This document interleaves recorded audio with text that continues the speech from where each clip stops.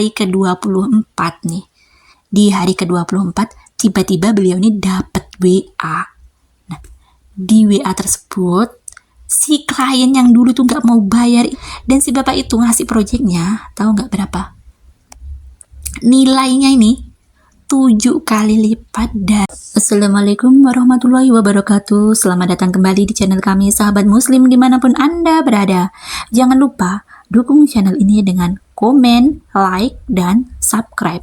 Baik sahabat muslim, kali ini saya akan membagikan sebuah kisah nyata bagaimana keajaiban sholawat membawa seseorang menuju jalan keluar dan kehidupan yang jauh lebih baik. Jadi sahabat, ada seorang sahabat, sebut saja namanya A ya. Si A ini datang ke si B ya. Si A ini mengadukan masalahnya, di mana beliau ini baru aja mendapatkan project, tapi baru juga di cancel gitu loh. Jadi gimana ya, projectnya baru deal kemarin, tahu-tahu besoknya di cancel tanpa alasan ya.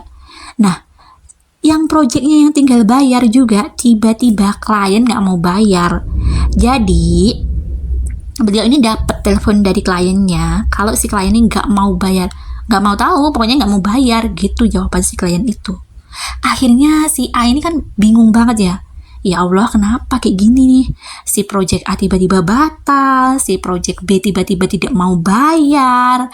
Terus kayak dia merasakan ada beberapa masalah yang datang bertubi-tubi gitu.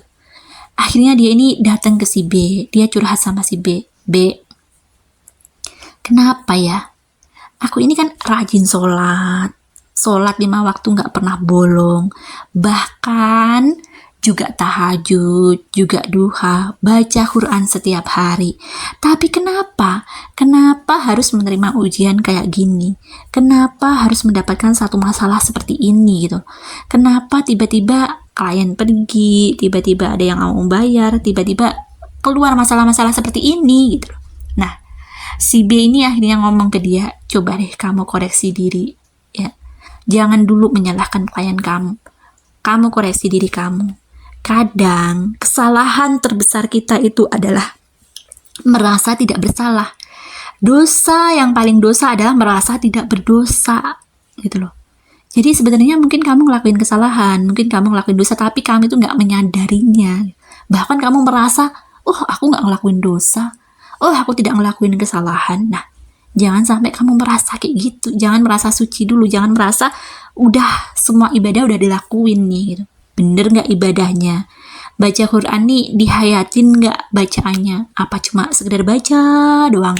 Sholat nih bener nggak sholatnya? Apa sekedar menggugurkan kewajiban? Apa sekedar gerakan-gerakan saja tanpa penghayatan? Nah, banyak banget yang beliau koreksi. Selain itu, beliau juga dapat amalan. Jadi si B ini ngasih amalan untuk memperbanyak sholawat gitu. Akhirnya si A ini ngelakuin apa yang dikasih tahu sama si B. Dia mulai rutin bersolawat. Padahal sebelum-sebelumnya dia ini nggak pernah loh yang kayak sholawat 100, sholawat 1000 gitu-gitu, nggak pernah gitu. Nah, sampai akhirnya dia punya komitmen untuk rutin sholawat 1000 kali sehari gitu. Nah, dia nih mulai nih rutinin sholawat 1000 sehari. Setelah dia ini sholawat 1000 sehari, dia sempat mikir, ya Allah, ternyata 1000 kali itu berat banget ya gitu.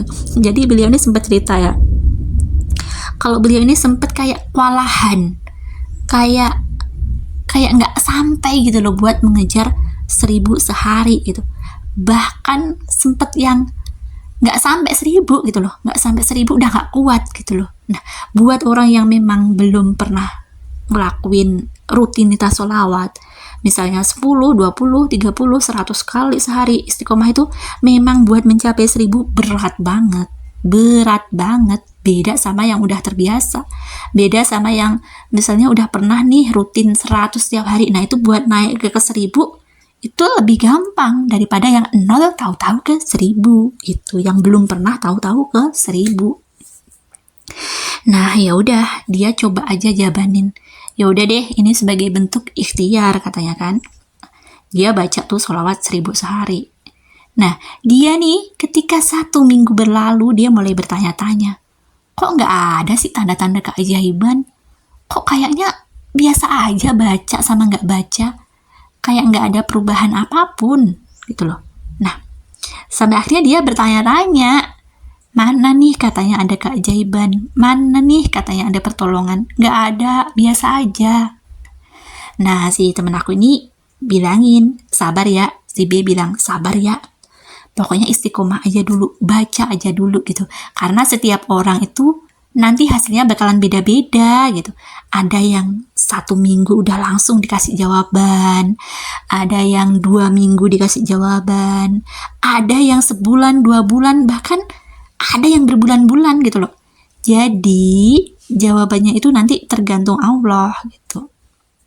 Ya udah, 1 minggu berlalu, sambil bertanya-tanya, dia tetap aja istiqomah baca. Meskipun tadi ya, meskipun sempet juga dia ini nggak sempet terkejar 1000. Tapi dia ini istiqomah, dia mencoba untuk mengejar target 1000 sehari gitu. Nah, pada saat itu beliau ini belum mengenal tasbih digital. Jadi beliau ini ngitungnya pakai apa coba? Pakai kertas yang dipotong kecil-kecil. Dipotong kecil-kecil jumlahnya 1000. Ya. Jadi dihitung satu-satu gitu. Allahumma sholli ala sayyidina Muhammad, Allahumma sholli ala sayyidina Muhammad. Nah, itu dikumpulin satu-satu tuh kertasnya gitu.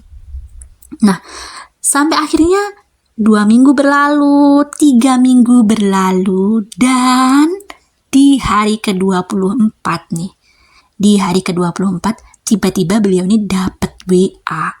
Nah, di WA tersebut si klien yang dulu tuh nggak mau bayar itu tiba-tiba manggil dia, besok bisa nggak ke kantor saya gitu. Nah, otomatis dia ini kan langsung aja pergi dong, pergi ke kantornya si bapak itu. Tanpa pikir panjang, dia nggak ada tuh nanyain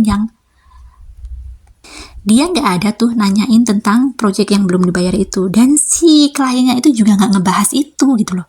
Si klien, dia kan tadinya si A ini mikir kalau si bapak itu kan bakalan ngebahas pembayaran yang belum dibayar itu. Ternyata dia dipanggil ke situ tuh buat dikasih project baru. Jadi yang lama itu udah nggak dibahas, seolah-olah nggak pernah ada gitu loh. Dan si bapak itu ngasih projectnya, tahu nggak berapa? Nilainya ini 7 kali lipat dari nilai yang tidak mau dia bayarkan dulu itu gitu. Jadi ya udah, si A ini mikirnya ya udahlah, masa lalu itu anggap aja itu sebuah kesalahan gitu, sebuah koreksi, sebuah pembelajaran bagaimana kerja yang profesional, bagaimana membuat sistem pola kerja yang tidak merugikan salah satu pihak gitu. Nah, akhirnya dia pun membuat sebuah metode, membuat sebuah perjanjian di mana si A ini nggak bakalan rugi gitu, nggak bakalan dirugikan seperti kasus project yang pertama gitu. Karena waktu project pertama itu kan modelnya gini ya, pekerjaan, barang atau jasa dia itu diserahkan dulu ke klien, baru klien bayar gitu. Nah, ini dibalik. Dia bayar dulu, baru dikasih tuh barangnya, baru dikasih tuh hasil jasanya gitu. Nah, akhirnya dengan metode itu dia pun alhamdulillah tidak mengalami kerugian seperti yang project pertama itu gitu. Nah, di sini pasti mulai bertanya-tanya, kira-kira nih apa sih yang dia baca tuh? Yang dibaca 1000 kali itu apa gitu. Baik, yang dia baca adalah sholawat yang bunyinya Allahumma sholli ala sayyidina Muhammad wa ala ali sayyidina Muhammad. Allahumma sholli ala sayyidina Muhammad wa ala ali sayyidina Muhammad sebanyak 1000 kali ya. Nah, buat teman-teman semua nih yang mungkin sekarang sedang terpuruk, yang sekarang mungkin sedang jatuh, yang mungkin sekarang terlilit hutang, yang mungkin sekarang dalam kondisi minus, yang mungkin sekarang dalam kondisi kesusahan, kebingungan, jatuh sejatuh-jatuhnya. Nah, coba deh, silahkan teman-teman amalin, karena banyak banget yang sudah merasakan keajaiban dari sholawat, kemudahan, kelancaran berkat sholawat. Teman-teman semua coba diamalin, coba dilakuin. Lihat aja dulu efeknya, nanti kalau udah tahu efeknya pasti bakalan semakin kecanduan, bakalan semakin cinta banget sama sholawat. Nggak usah dimotivasi, nggak usah disuruh, bakalan rajin sholawat. Ya Allah, semoga teman-teman semua dimudahkan, kita semua dimudahkan dalam membaca sholawat, dalam menghiasi bibir kita dengan sholawat, dan diberikan keberkahan sholawat oleh Allah Subhanahu wa Ta'ala. Baik teman-teman semua, silahkan teman-teman amalin dan yakin akan pertolongan Allah. Nah, jangan lupa dibarengin juga dengan ibadah-ibadah yang lainnya, ya. Sholatnya dibenerin, tahajud duhanya juga coba ditambah, meskipun tidak setiap hari, tapi coba diistiqomahkan, misalnya seminggu 2 kali, seminggu 3 kali. Nah, diatur aja sesuai dengan jadwal dan kemampuan teman-teman semua. Baik teman-teman semua, sampai jumpa di video selanjutnya, dan wassalamualaikum warahmatullahi wabarakatuh.